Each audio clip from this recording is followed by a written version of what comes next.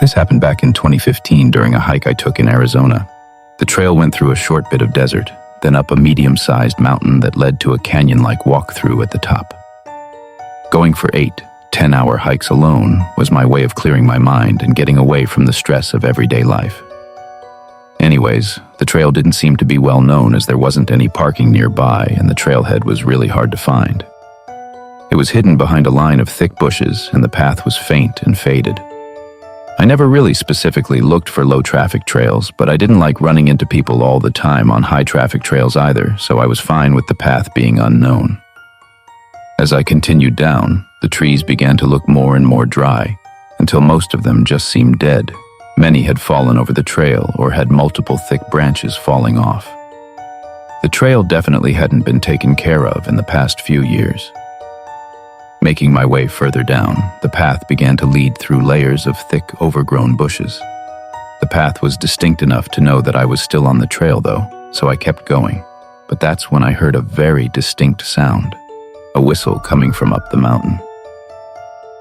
It was faint, but I could hear the whistling hold a few notes before it stopped. I will admit it was creepy and made me pretty uncomfortable, but I just figured someone else was on the trail. In the moment, that was the only thing that made sense.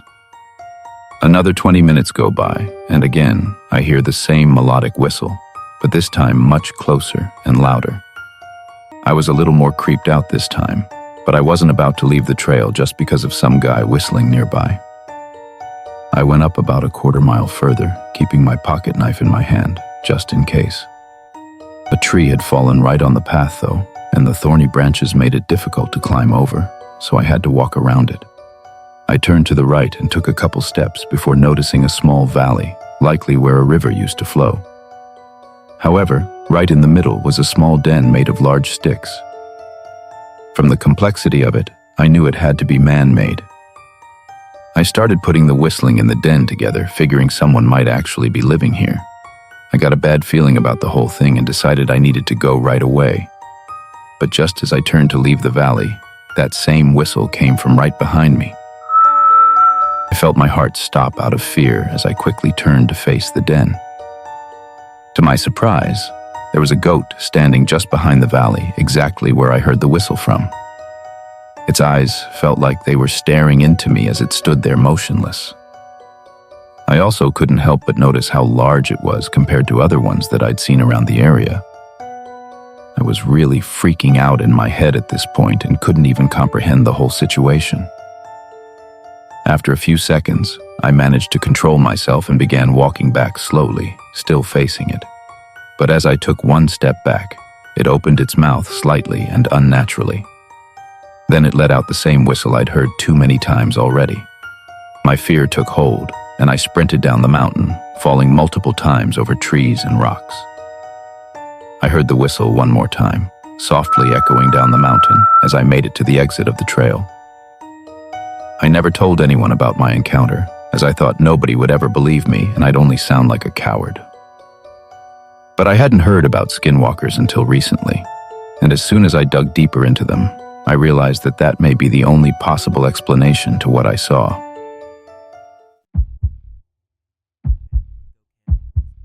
My family would go camping in Wisconsin with some family friends every single year, and every year my dad and his best friend Billy would take me and my sister and all the other kids on what they called a snipe hunt. If you're familiar with what snipe hunts are, then you know it's pretty much just a prank. Snipes don't actually exist, and it was just a way for my dad and his friend to come up with new exciting ways to rile up all the kids. They described snipes to us as highly aggressive bird-like creatures that usually hide in trees and only come out at night. We were kids, so we ate this stuff up.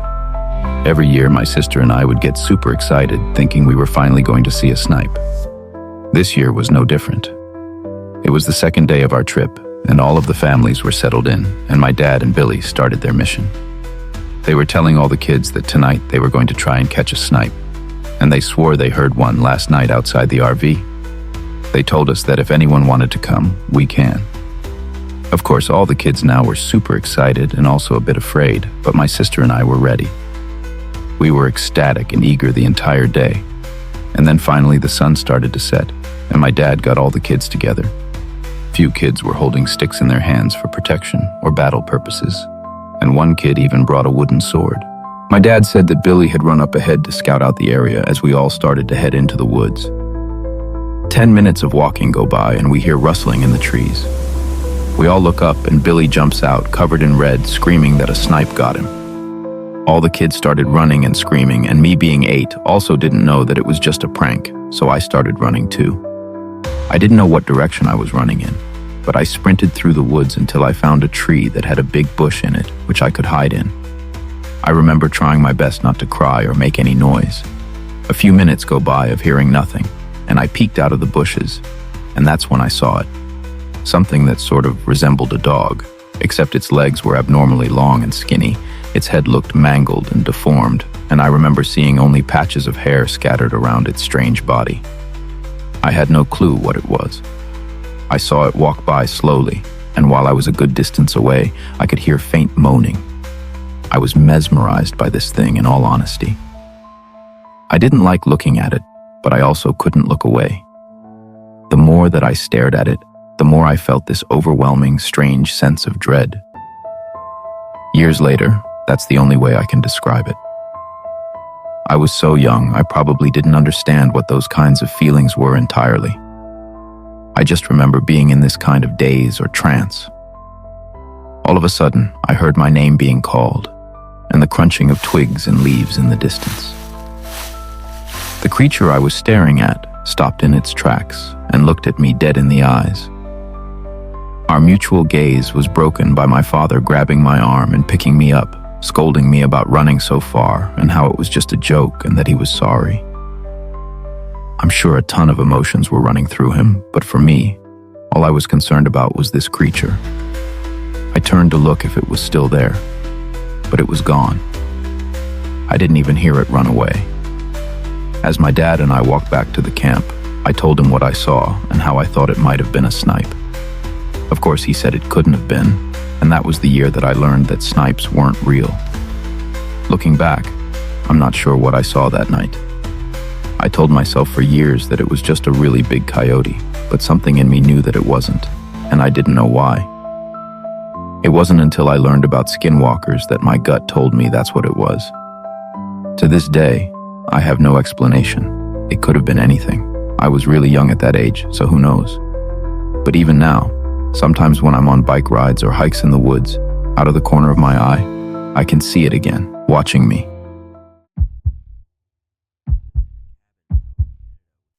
I lived in a cabin out in Canada with my wife and 2 kids for almost 10 years. It was the life we all enjoyed, living out in the peaceful and quiet forest.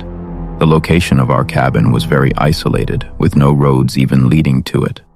However, there were several other families that lived out in cabins a few miles around us. Over time, thin and faint paths formed between our cabins as we would often trade and join each other for dinner. We had a small farm for vegetables as well as a variety of livestock. Overall, our lives were good and quiet for years, but things took a very sudden turn. I was up late one night, sitting in our living room reading as I usually did, when I hear the cattle start moving around frantically outside. This was really unusual this late at night, so I went over to the window facing our backyard and moved the curtains aside. All of the cattle were on the far left side of the field, moving quickly as if they were running away from something. I shifted my gaze over to the right side and I couldn't see much through the darkness. But after my eyes adjusted, I was able to make out a very large deer standing partially behind a tree facing the house. It was very still, not moving at all, just looking in my direction. I couldn't tell if it was looking at me directly, but it gave me a very uneasy feeling. I didn't understand why the cattle would run from a deer, but seeing as it was nothing dangerous, I closed the curtain and went back to reading.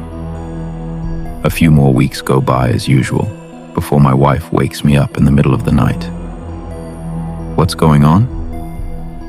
She told me to be quiet and listen. I could see the fear in her eyes, as if she'd been up for a while now. Very quietly, I could hear something moving around the cabin slowly.